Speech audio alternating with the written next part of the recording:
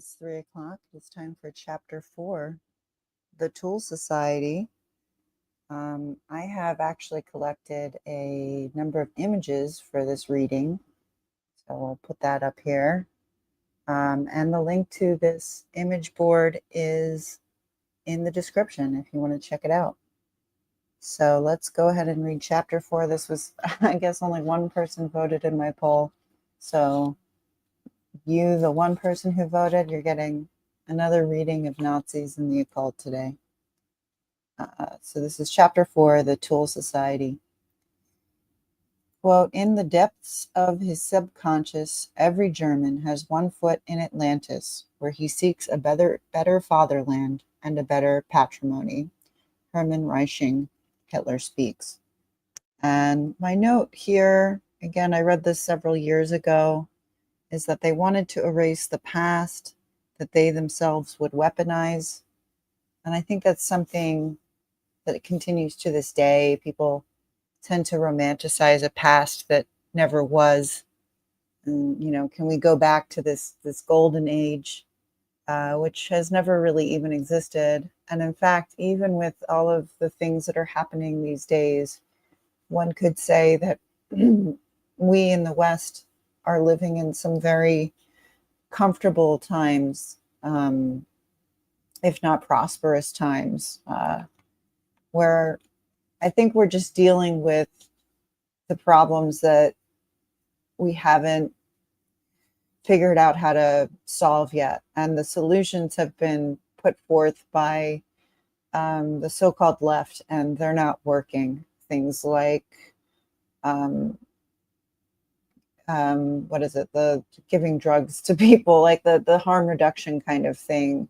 Everything that's been done through a sort of leftist lens has not been working. So I think it's a good time to be alive. I think it's one of the best times to be alive, especially if you were born in America or Europe or Canada or Australia, any kind of Western nation. And of course, like, I also think it's pretty good in Japan and South Korea too. So we're living in unprecedented times. And I think, you know, before I start reading this chapter, we should all just be grateful for being alive and having our health and our bodies and our minds. So let's go ahead and read the Thule Society. After the war, it was not uncommon to find occult secret societies coupling with politics of the conservative, racist sort and growing quite militant.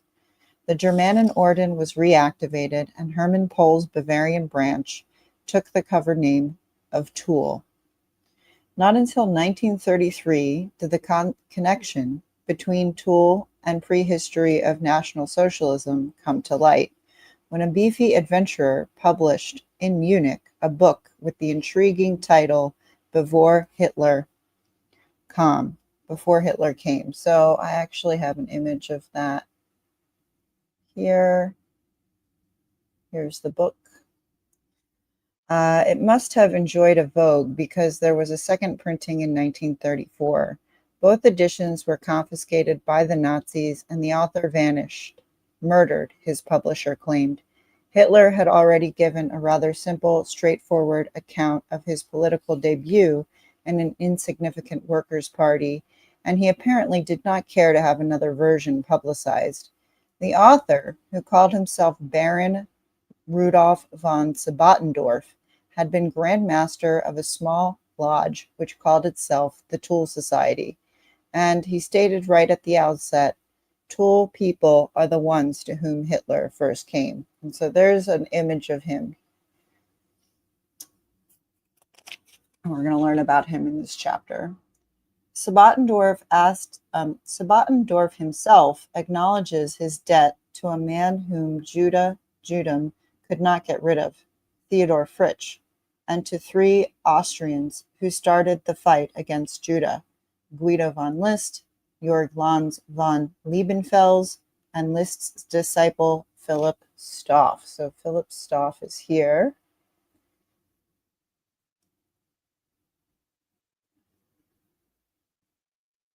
There was one other, Baron Wittenberg, who Sabattendorf claimed chose to kill himself in 1920 because his wife and daughter were caught under the influence of a Jewish banker.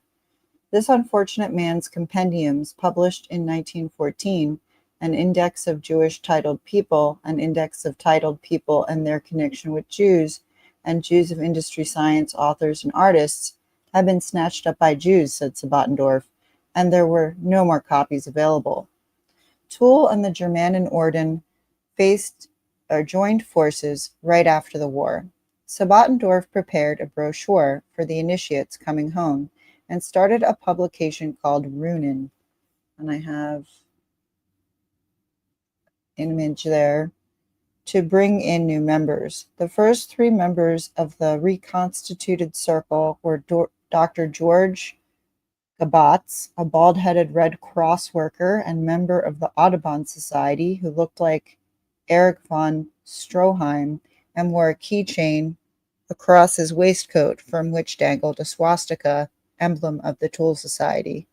Wilhelm Rohmeter, an educator and member of a German education society, and Johannes Hering, who had already distinguished himself in pan-German circles. There were apparently attempts at gaining magical knowledge. Sabattendorf was an authority on astrology, alchemy, divining rods, and rune symbolism, happy to expatiate on these subjects. Johann Hering's diary entry for August 17, 1918, shows great vexation with Sabattendorf for delivering a talk to the group on divining rods. Hering feared such occult nonsense lost them goodwill. Sabattendorf was nostalgic for the Middle Ages. Does any of this sound familiar? So let's go back up to him. Here he is. Looks like a very charming man. When the Jews in Germany had been openly persecuted. Nowadays, he said, they exerted influence not only on the Catholic Church, but through Freemasonry, even on the Protestants. In fact, the Jews were already the mockers in the Masonic lodges and plotted an international conspiracy under the guise of liberty, fraternity, and equality. Sabattendorf mouthed the usual attitudes of Volkish writers towards Freemasons, who have traditionally been associated with forces of liberalism.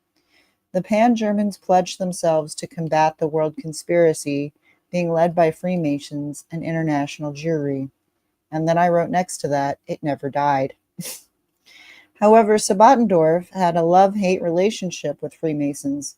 They were the prototype for most secret organizations. The old Freemasonry, he said, had been a keeper of secrets, which they had learned from the Aryan wisdom and from the alchemists, and which concerned itself with the building of cathedrals. Naturally, he supposed, when the cathedrals were all built, the Masonic guilds had died out, and with them the Aryan wisdom. Like other occultists, Sabattendorf accepted the view that the medieval master builder knew more than just the secrets of his trade. Many of the European cathedrals, 400 years in construction, exemplified in esoteric circles the occult symbolism. And my personal note here is, even when you walk around Philadelphia and you see very old churches, you do see a lot of symbols that are very interesting and really stir one's imagination. So I think it's interesting to look at this kind of architecture and look at how important it was for those people at the time to engrave these symbols. I mean, there are other symbols in Philadelphia that I see that are very Freemasonic in origin. I've done a video, maybe I'll repost it, of how I feel of Philadelphia and the symbolism and Freemasonry, a little walking tour. And there are also like some really old, I'm sure all of these things will eventually be gone to new construction, but there are some very old symbols of Melusine, the mermaid, of famously of the Starbucks logo. But that symbol is everywhere in Philadelphia. And in fact, we'll get into this in a moment, these things sort of hearken to this idea of a lost golden age of Atlantis, which we're going to talk about here in a minute. As a modern Freemason, Delmar Duane Dara described it in The History and Evolution of Freemasonry, quote, "Everywhere was the mystic number. The Trinity was proclaimed by the nave and the aisle, multiplied sometimes to the other sacred number, 7, and 3 richly ornamented recesses of the portal, the 3 towers. The rose over the west was the Unity, the whole building was the cross. The altar with its decorations announced the real perpetual presence. The solemn crypt below represented the underworld, the soul of man in darkness, and the shadow of death, the body awaiting resurrection."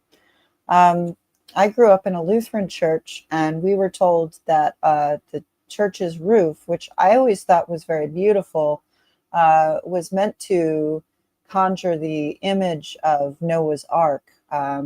It did look like an upside down ark. It was very tall and wide and made out of wood. So I think there's something to that. Um, and I think it's interesting that more modern architecture sort of discarded itself of this symbolism, and became, you have a lot of forms of architecture, of modern architecture, excuse me, but it looks very brutalistic in nature. And perhaps that's because there's really no meaning behind it, just some food for thought there. Even the uninitiated could feel the power of the symbolism underlying the great cathedrals. Sabbatendorf recognized that for the Mason himself, the work of building cathedrals was symbolic of and important to the soul's journey, as all work was. But he said after the 30 Years' War, Judah started Freemasonry again, with a difference. The article in the July 21st, 1918 edition of Runen gives Sabbatendorf's views on the antithesis between modern Freemasonry and the Aryan wisdom. Quote, "We look at our world as a product of the people. The Freemason looks at it as a product of conditions. We don't acknowledge the brotherhood of people, only blood brotherhood. We want the freedom, not the herds, but of duty. We hate the propaganda of equality. Struggle is the father of all things. Equality is death." For Sabbatendorf, the modern Freemason, like the Jew, was a parasite, unbending, incapable of change. Ironic, considering the reputation for liberalism of the Freemason and Jew and the conservatism of racist nationalists. All the same, he borrowed liberally from the Freemasons as well as from Madame Blavatsky, perhaps influenced by her boldness as much as by her theosophy. Sabbatendorf, born with the less glamorous name of Adam Rudolph Glauer to a Sicilian,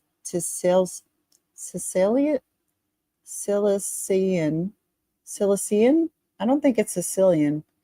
But anyway, to this guy who was a locomotive conductor in Hoyerswerda on November 9th, 1875, the same year that Countess Blavatsky was launching her Theosophical Society in America, became the first merchant seaman. At 26, he transplanted himself to Turkey and became a Turkish citizen. Um, and I, uh, In 1909, he had the good fortune to be adopted by an Austrian baron named Heinrich von Sabbatendorf in Istanbul, according to Turkish law. And I wrote some time ago, weird was he groomed by this wealthy man. Rudolph was badly wounded in the Balkan War and came back to Breslau in 1913. The adoption was contested in Germany, and in 1920, the last remaining members of the Sabbatendorf family readopted him in Baden-Baden. During his sojourn in Turkey, with his sincere and engineer come supervisor of a substantial estate, he had been able to spend time reading Oriental philosophy and theosophical writings, as well as engaging in Sufi meditation. So that's why I put these Sufis here in the image bank. He acknowledged that he had been a knight of the Masonic Order of Constantine. Turkish Freemasonry, it seemed, had kept the ancient Aryan wisdom intact. It must be shown, said Sabattendorf, that Oriental Freemasonry still retains faithfully even today the ancient teachings of wisdom forgotten by modern Freemasonry, whose Constitution of 1717 was a departure from the true way. So, in fact, I think where's the image here? Right. So we have this very famous image of Hitler meeting with the Grand Mufti. And I think that the focus on the true or Oriental teachings of Freemasonry alludes to the relationship between Nazis and Islam. And Hitler often lamented that the German people were Christian, making them very weak. And I think the reason he did away with all of these other competing occultists was because he wanted to form his own cult or religion around himself as a personality. It was also heavily inspired by these neo-pagans. And if you're forming a cult, you don't want people refuting the things that you're saying. So you have to get rid of the people that might criticize you.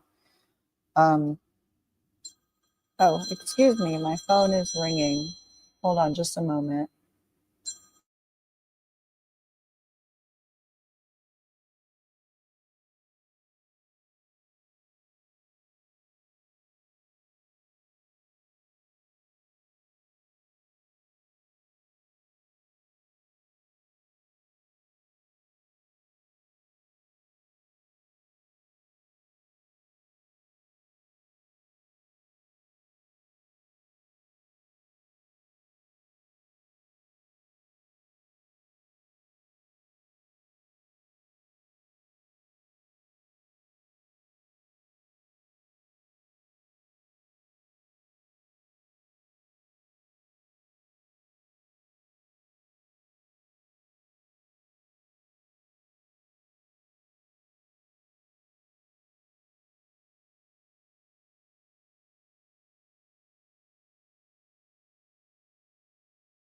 Oh, I'm so sorry for that short interruption.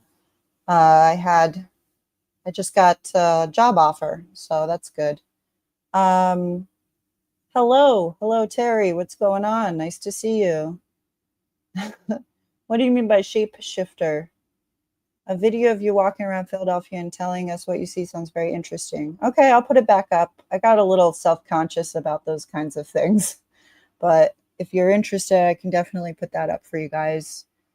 You've been documenting, sorry, all the Tartarian. Be careful with that stuff, but yeah, it is interesting, isn't it? Um, it's interesting that you've been building houses for 20 years, never built something with the intent of someone seeing esoteric meaning later on. Yeah, a lot of that has been lost to time, and obviously people have more secular belief systems now. No, that was my iPhone. I just have it set to that ringtone because I'm obnoxious. uh, they do be calling Christians weak, but who else got the inner strength? Interesting. I suppose. Yep. Yeah, I got a job, and it's exciting. So I'll probably have to shift this time to later in the afternoon, but I do like reading to you guys. So, um, and yes, hello to Jean Paul. What's up? Thank you both for joining me today. And again, this image bank is linked below in the description. So let me continue here. Where was I?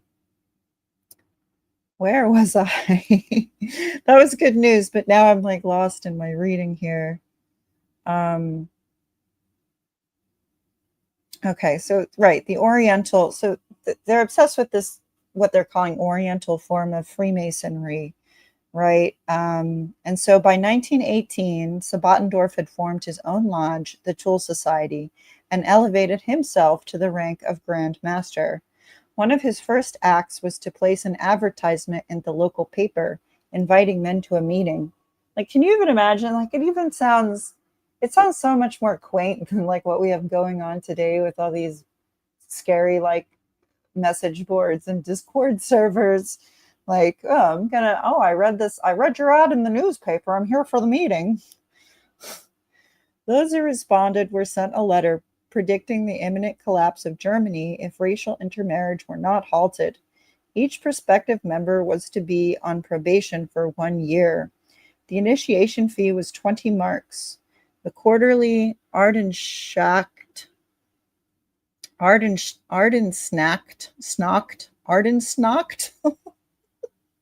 I'm sorry, was 10 marks. Okay, so if you wanted a quarterly subscription, it was only 10 marks. The applicant was, and actually that's interesting too. When you have a cult, you need a source of income. You often see these cult leaders grifting their members out of tons and tons of money. The applicant was required to fill out a form declaring that to the best of his knowledge, not a drop of Jewish or Negro blood flowed through his or his wife's veins. On returning this, he was sent a questionnaire and asked for a photograph, a most thorough questionnaire inquiring into such intimacies as the amount of hair on various parts of the body and asking, if possible, for an imprint of the sole of the foot on a separate piece of paper. Weird. We then tested for race purity, says Sabatendorf, and started an inquiry. The 1 year probationary period was only the first level in the member's initiation. He had to take a ritualistic vow of absolute obedience and loyalty to the master of the lodge. Symbolically, said Sabatendorf, it was the return of the lost Aryan to the German Halgedam. Forgive me for my terrible pronunciation of German. Sabatendorf did not need to invent anything. Inspired by Blavatsky's secret doctrine, he respun the age-old myth of Atlantis, calling it Thule. Like Atlantis, Thule was believed by occultists to have been the magic center of a vanished civilization. Madame Blavatsky speculated that it had been swept away in the first deluge 850,000 years ago. Compared with it, the much more recent Noah's flood had been a puddle, and mythical besides. One could get some idea of the appearance of the inhabitants of the island of Atlantis by studying the colossal statues on Easter Island. Here, Madame Blavatsky believed, were the relics of the giants of the fourth race, only this Atlantean being discovered to be called man, for he and only he was completely human. After him, the fall. After other things, the fall supposedly cost him his invaluable third eye, which gave him spiritual insight. What had caused the fall? Tucked away in the secret doctrine is the answer. The Atlanteans had mated with semi-human beings. Anticipating the argument that this was contrary to nature, she argued, quote, esoteric science replies to this, that it was in the very beginnings of physical man. Since then, nature has changed her ways, and sterility is the only result of the crime of man's bestiality. In the chaos and distress of Germany after World War I, with the occultist boom, the German racist groups seized upon the mystical speculations of this sort and wove them into a myth of the master race. Sabatendorf transposed Blavatsky's complicated cosmology by which she had sought to confound the evolutionists. In place of her subraces, who had extinguished the flames by long generations of bestiality, ruining it for the Aryans, he taught members of the Thule Society that purity of their blood had been defiled by the Jews. Thus, as his predecessors Liszt and Lanz had done, Sabatendorf gave status to the lower and middle classes, who must have fantasized wistfully of having aristocratic blood. The only sure way to amount to something in that time and place, right? So before all of this, you had to be an aristocrat, and it's always this blood, this idea of blood, that unites these cults, these groups. It's an interesting pattern that you can see throughout these kinds of things.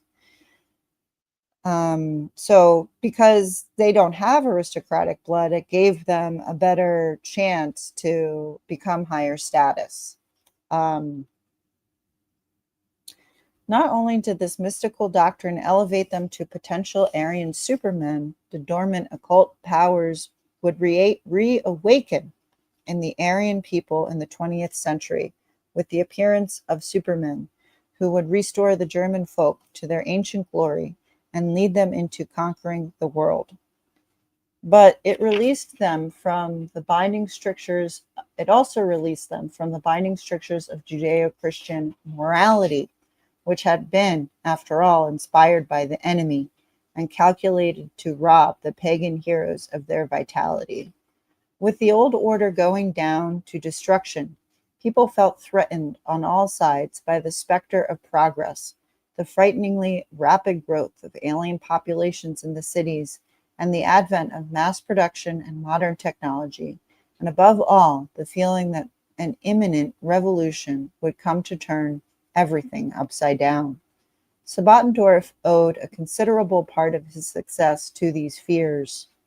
So let's just put him back up here. Oh, there he is. Charming.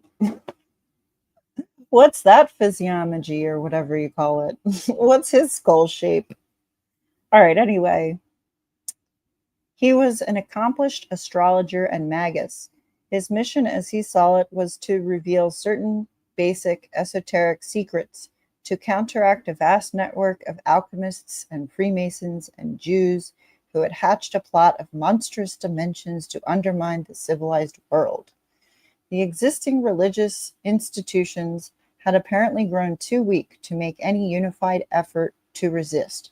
There was only one way to avoid the chaos that would throw everything into the abyss, and that was an intervention of the spiritual chiefs in the West. The ideology of purity of the blood was founded on the esoteric alchemical theory of the grand work. And I'm going to pause here. Uh, Honestly, I think it's a lot better if people intermingle their blood because then they'll have less chance at genetic diseases. We see with certain populations who have intermingled their blood, who haven't gone outside of those bloodlines. And in fact, one of the most famous examples are the hemophiliacs of the royal families who were very, very sick because they kept interbreeding. So I think it's completely an inversion of what is real. Anyway, it was necessary for Sabatendorf to prepare suitable Aryan candidates for their proper place in a mystical hierarchy.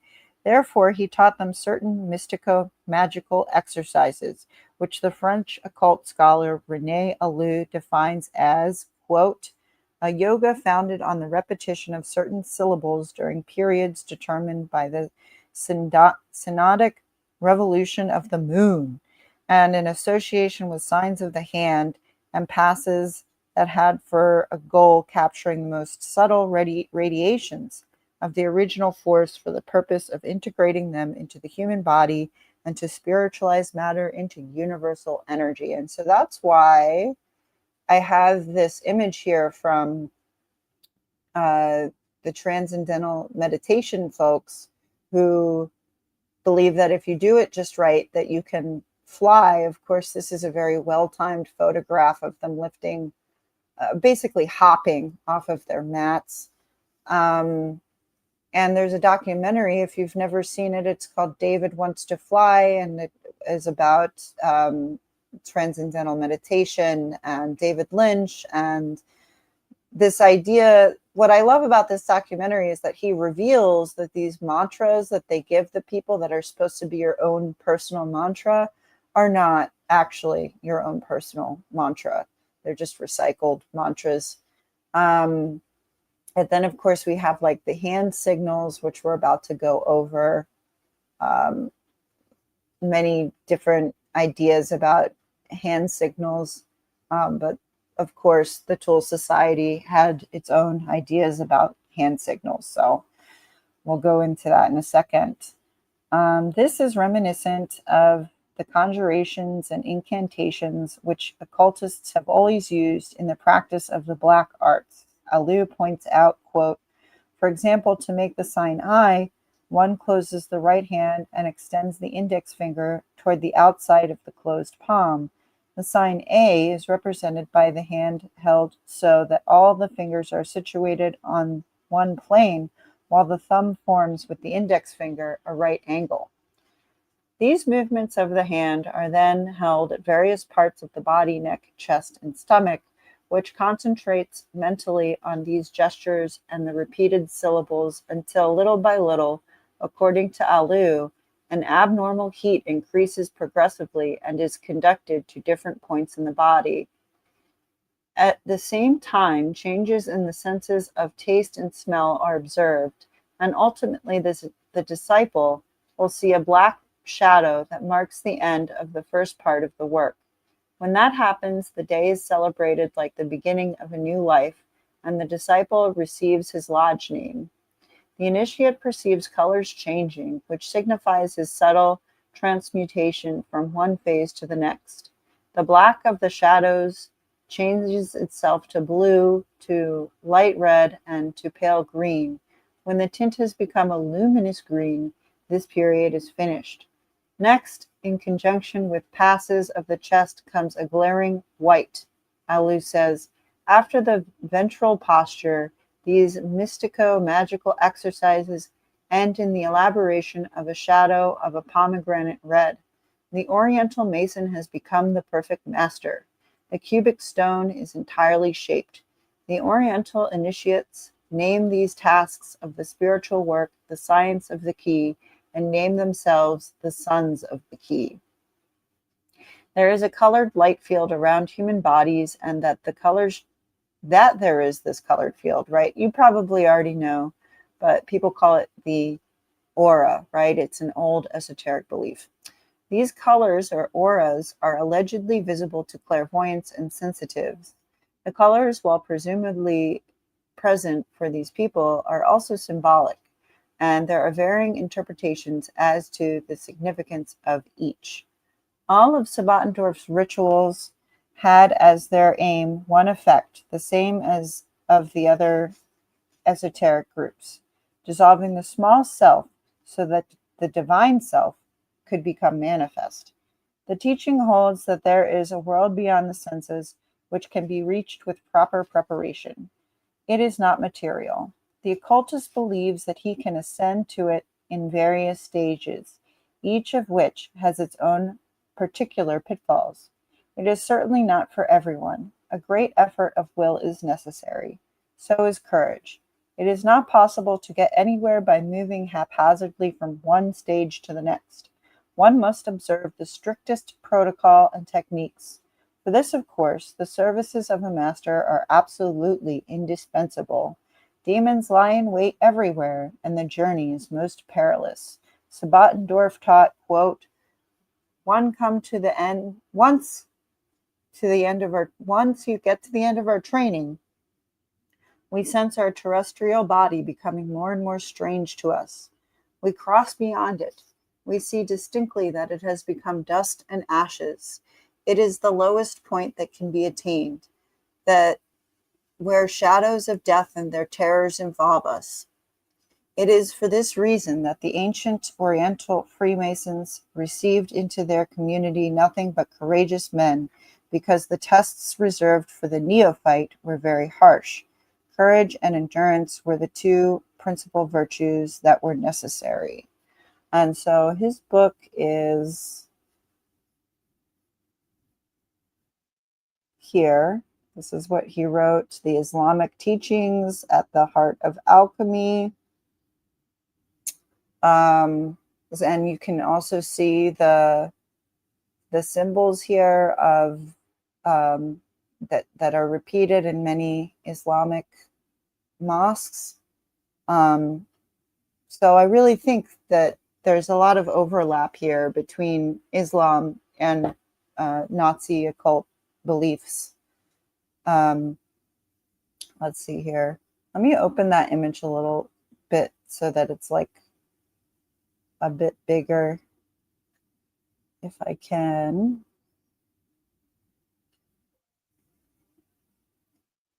Yeah, it's not a very large image. I'm getting all sorts of emails here. What a busy day. But yeah, you can see these kinds of geometric patterns in a lot of mosques. I think there's a lot of overlap. And you can see that, Sabattendorf spent time in Turkey and was very inspired by at least the Sufi teachings. Jean Paul, yep, Madame Blavatsky and her cronies believed in some weird stuff. I'm not sure if it was belief or theory, but some seriously wild stuff. Yes, for sure.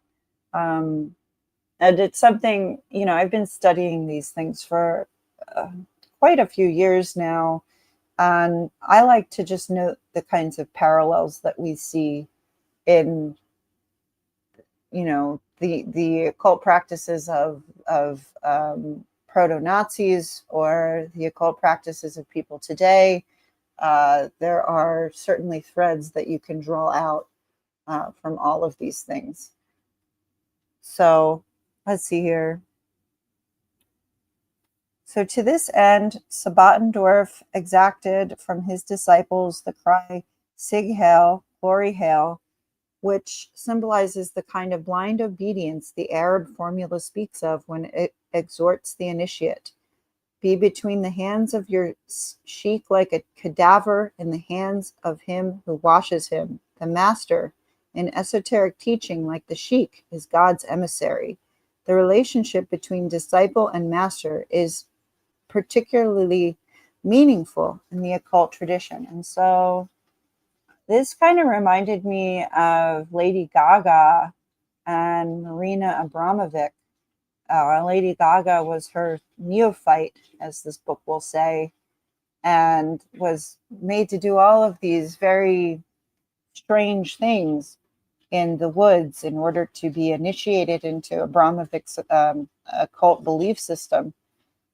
The neophyte must place himself completely in the teacher's hands and obey even his most eccentric commands, whether or not those commands do violence to his own individual conscience. There are at least two reasons for this. First, the master is the repository of ancient and secret wisdom, which the disciple presumably cannot acquire in any other way. And second, the master seeks deliberately to create an atmosphere in which the disciple's consciousness will be changed, right? Mind control, brainwashing. That's what this is saying. Toward that end, the master is prepared. In fact, it is necessary to go beyond rational thought and behavior. For this, extremely harsh discipline may be called for. So here's Lady Gaga taking part in these ritual initiations for Marina Abramovic. I tried to censor that as much as I can. She was also made to stand nude in the woods. I believe what happened was she blindfolded, set out into the woods, and had to find her way back, if memory is serving. But it reminds me of this. And so I think, again, you can draw these parallels to occult practices today. None of these things seem to change. They all seem to be echoes of one another. History provides a number of examples of irrational cults by powerless people who fell under the domination of a powerful master and accomplished his will.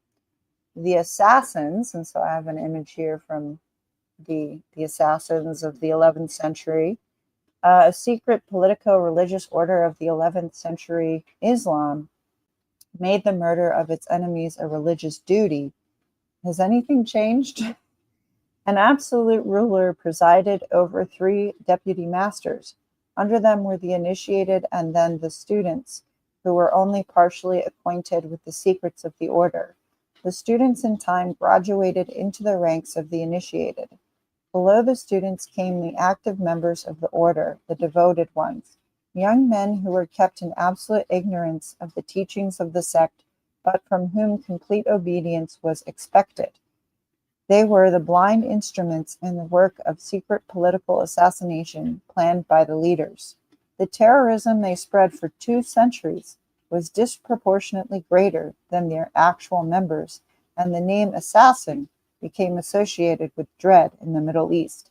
They struck down generals, statesmen, and caliphs. They were even hired by contending political factions. The secret of their power lay primarily in the peculiar manner of their training. Before they were assigned to their tasks, the disciples were stupefied by means of hashish.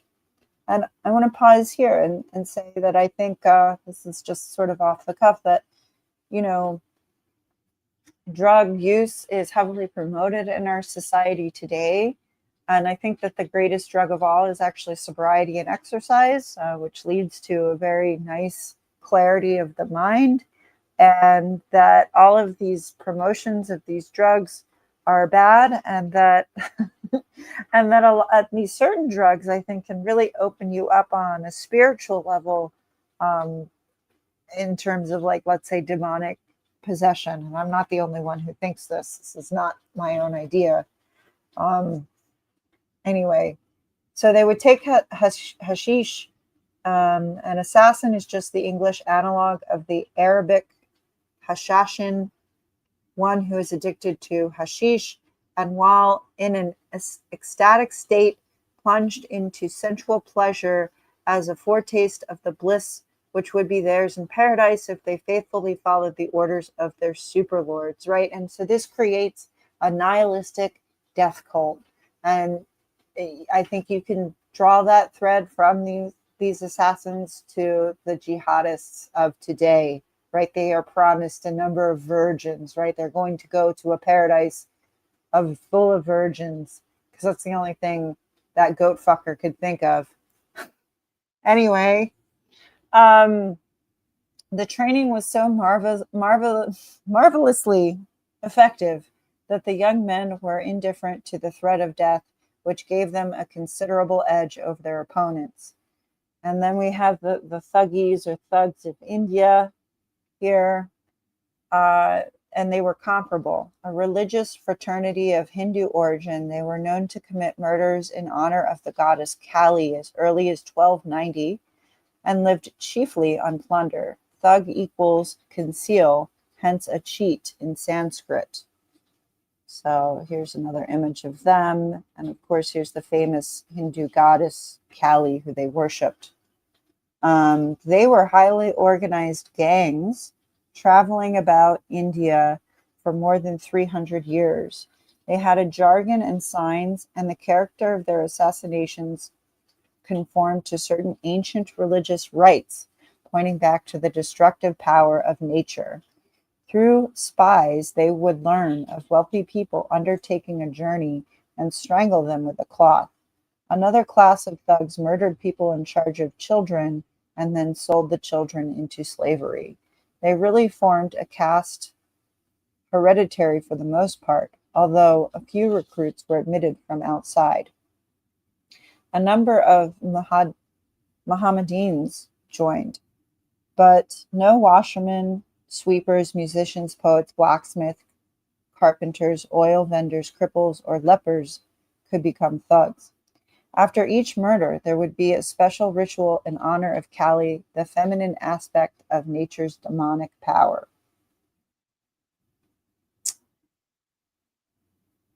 I just lost my place scrolling.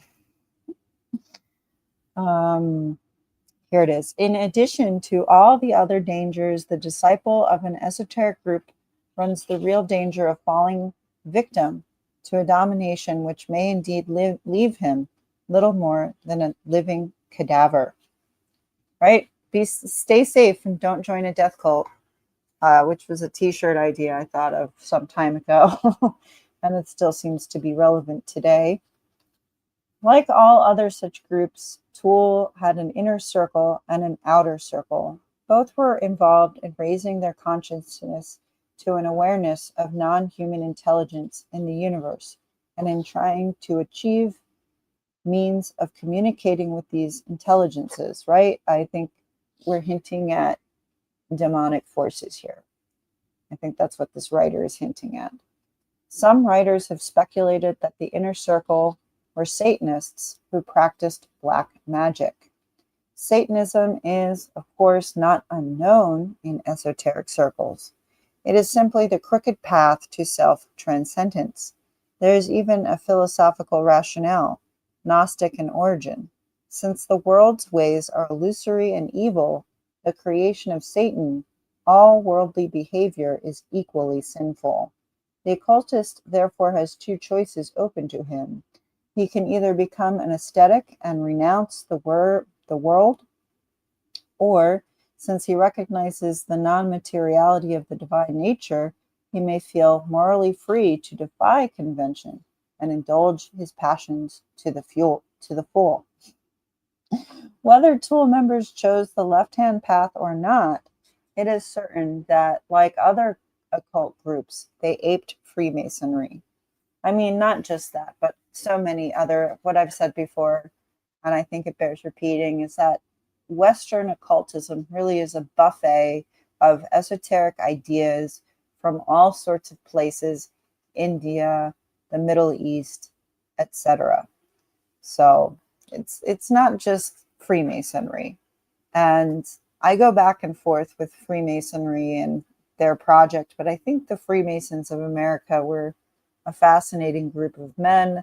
And really, like, if you go to Philadelphia, you can see their remnants everywhere. And I guess I'll put that video back up since there seems to be interest in it.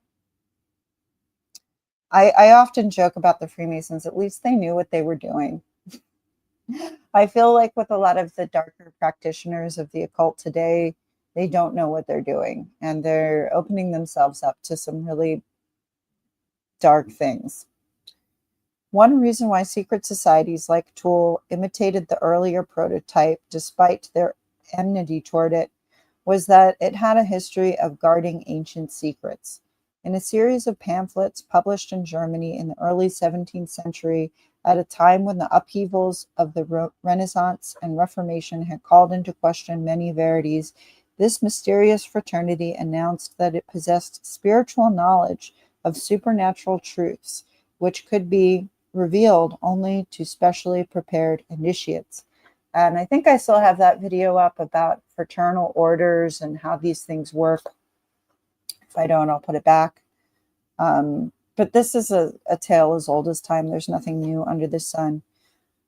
It became fashionable for wise men to belong to the Freemasons, and their rituals and techniques were widely copied by other groups. Thule gave its members a set of symbols and a place to voice their alienation. In exchange for obedience, it promised protection. In the face of the unstable economic and social conditions, the initiate received assurance that there were forces which, through magic, he could make work for him. More important and immediately satisfying, the elaborate hierarchy in which the initiate advanced only if he did as he was told meant that one could at least control other people and assert his superiority over them. Membership in Thule set one apart from non-members or inferior beings, right? The profane, right? You have the illuminated and the profane. All of us are the profane, according to these people. The advantage that accrued to the Thule members more than made up for the totalitarian aspects. Without having to make independent decisions, they could become an elite cadre whose task was nothing less than saving the world. To deal with that task, the Thule Society became the active political branch of the Germanen Orden after the war. Without undue modesty, Sabbatendorf observed of his branch. This decision was important, for Bavaria has therefore become the cradle of the National Socialist movement.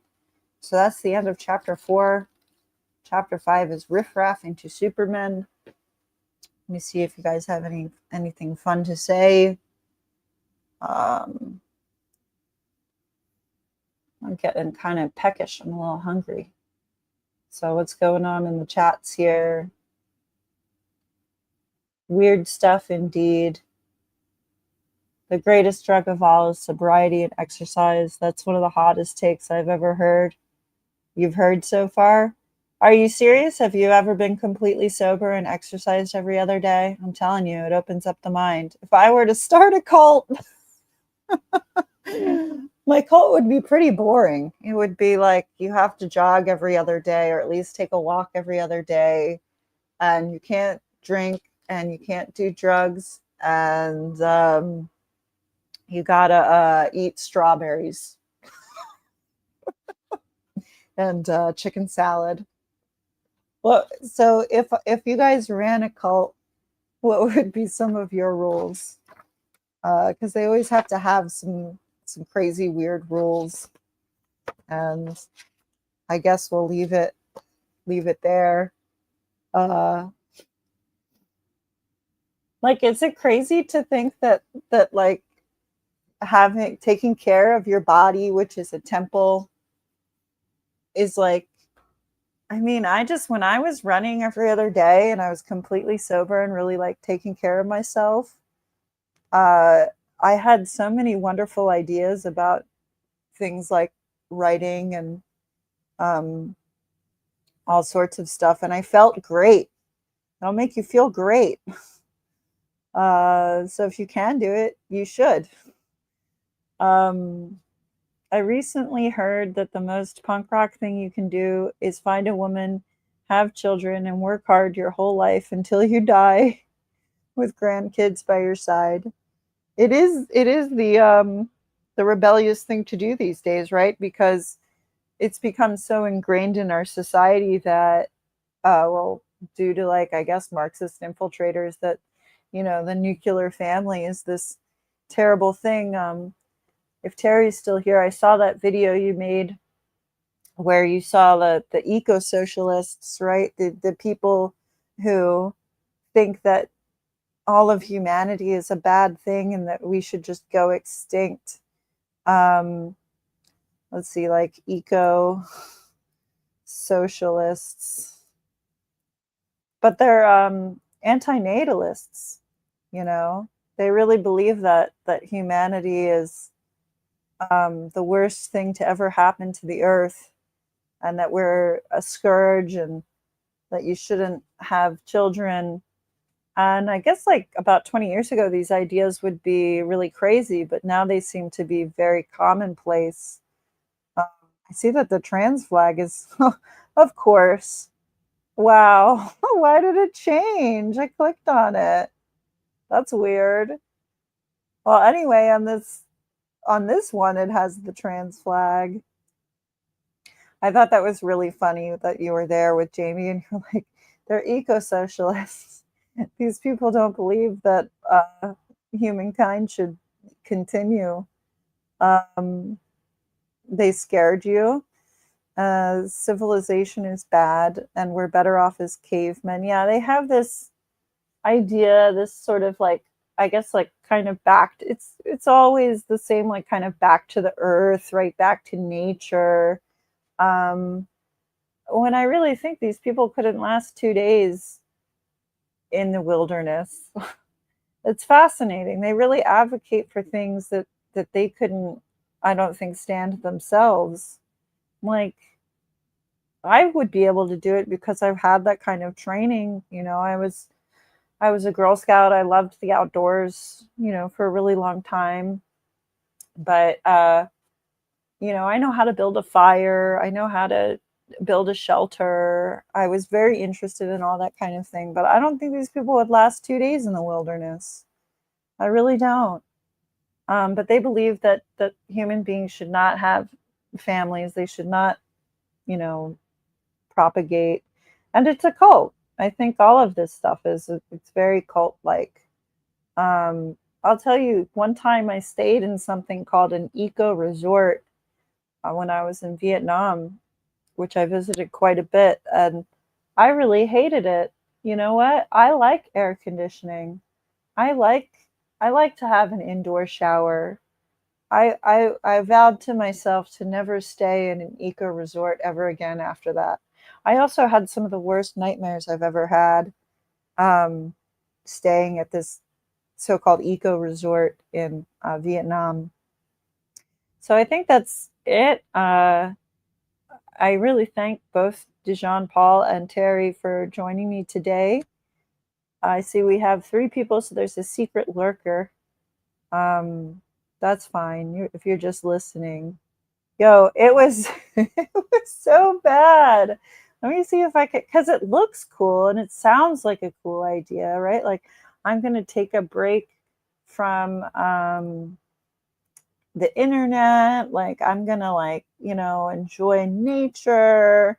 But instead you're just like getting eaten alive by mosquitoes. It was like a place like this. Um, I don't know I don't even remember like where it was, but it was something like that. There's no air conditioning. The only building that had the internet was like the building that you would get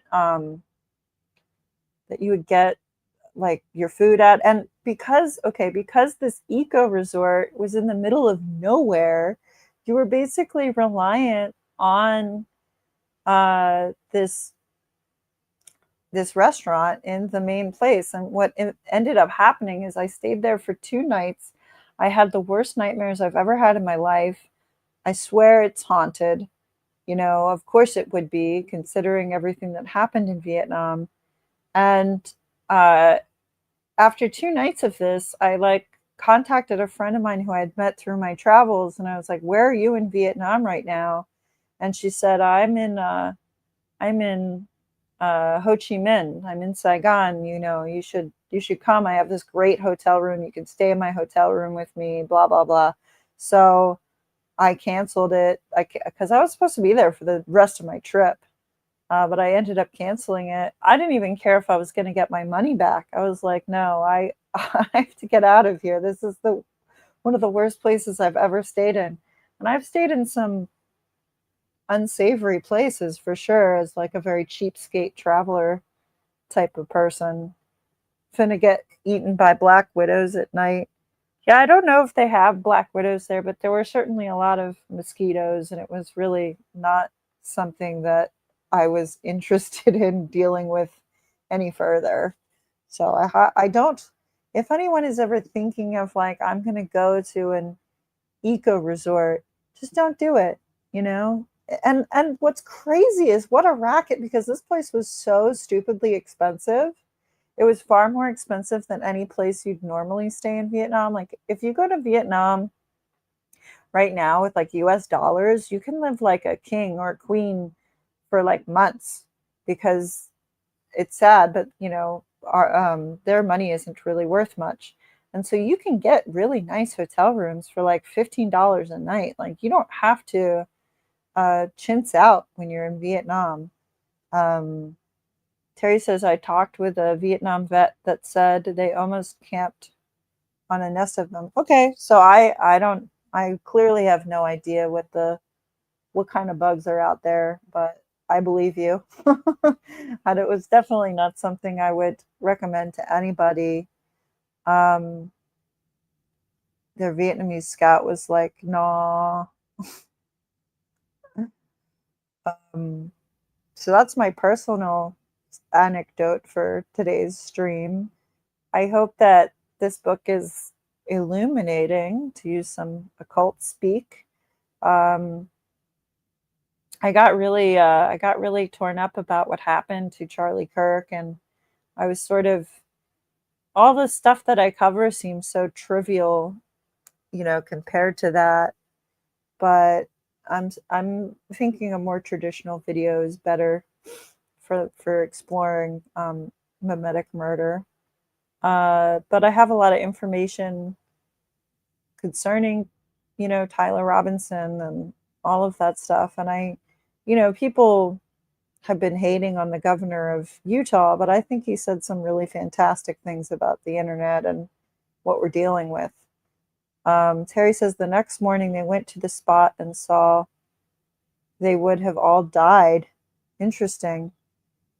Yeah, it was, so just because I don't want to make the stream about that today, but I just want to say that I think it's traumatizing to open Twitter up, and that's one of the first videos that you see And you can call me whatever you want, but I think that there should be some form of censorship, or at least warning, that this video is graphic, and you should be able to opt out of seeing that kind of thing, because it's certainly traumatized me. And then you think of, like, so I have a lot of teaching friends, and I have teacher friends who said that even their middle schoolers had seen that video. And I just think it's wrong for us to see that kind of stuff, especially if you don't want to see it, if you don't aren't consenting to it.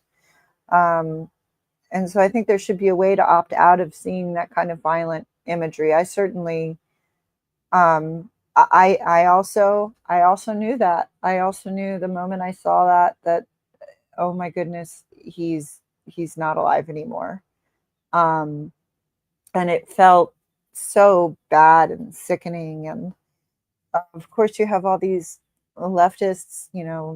I don't even know if I should call them leftists anymore. I don't know what they are. They're monsters. They're ghouls. Basically grave dancing, saying that, isn't it great that this happened? And we have a problem in America, and the call is coming from inside the house. And I don't know what there is to be done about it, but it's really scary, I think. And I think it means that our ideal of civil discourse is dead.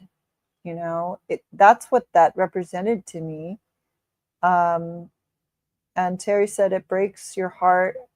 I didn't even watch. Yeah, I didn't watch him either. It's not really my kind of thing. Like sometimes I like, the own the libs kind of stuff was somewhat amusing. Um, but I could tell, or like, I think that he was pretty like milk toast compared to a lot of the other people I see espousing hatred, really, actually, on the internet. And I didn't get the vibe that he hated anyone. I think he really believed in the American project of free speech and civilly discussing ideas in the marketplace of ideas. Um, he was an oppressor, right? Because he's like white and male. Like, that's so stupid. Like, we have to get over these things. All of these things are so divisive, and they create upheaval in society, and the destruction of society, all this division and hatred. And he seemed to get, you're right. I think he did want to just respectfully disagree with people. He was a lot easier to watch than someone like Steven Crowder, who I think like hate just oozes out of that guy.